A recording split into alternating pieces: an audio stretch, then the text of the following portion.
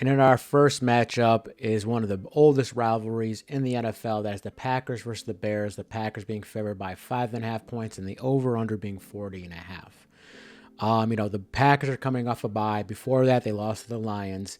But let's get straight to it. The Packers own the Chicago Bears. The Packers have won the last 10 games in a row against the Bears. The Bears, for some reason, just can't get over the hump when it comes to the Green Bay Packers.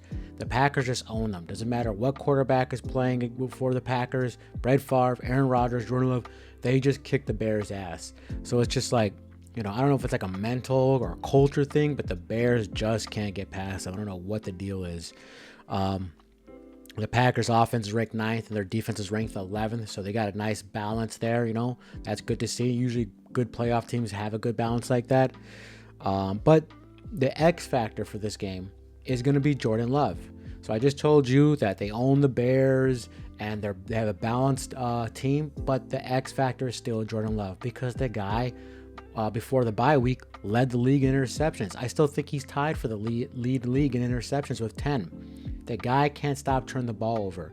We'll see if the Packers made any changes. I've been saying for a few weeks I've been saying that the Packers need to turn into a running team for Jordan Love to stop turning over the ball, just like the Eagles did.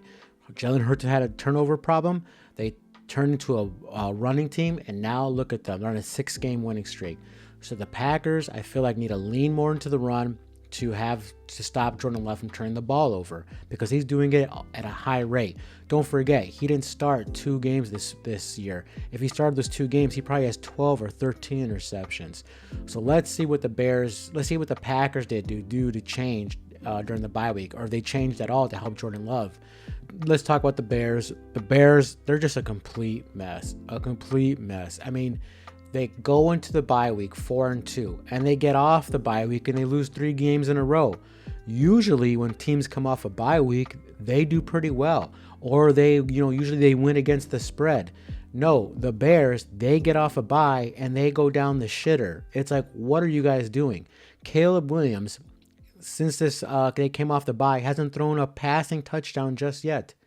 Now, his offensive line has been horrific in this 3-game stretch after the bye.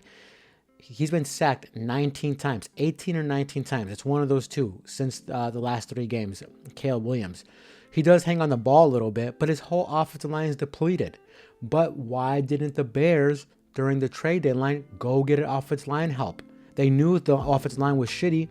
Why didn't you get a backup depth piece, or a plug-in starter, like some guy who's not great, but he could go in there and help him out? Because he's a rookie. He needs development. So no, you just let this atrocious line, fall apart. And now look at Caleb Williams getting sacked 24/7. So, and like I said, they're a mess. They fired their offensive coordinator. I don't think that's going to do a damn thing. I think this is their head coach just trying to save his ass. So, they fire Waldron, the offensive coordinator, but I don't think that's going to make a big difference. The main thing about this Chicago's team is their defense. It's their defense. Like always. The Bears, since 1985, it's always been their defense. They always have a crappy offense, but they always have a good defense. It's the tale of time with this team, okay? So, but that's not going to do them any good against this game, okay?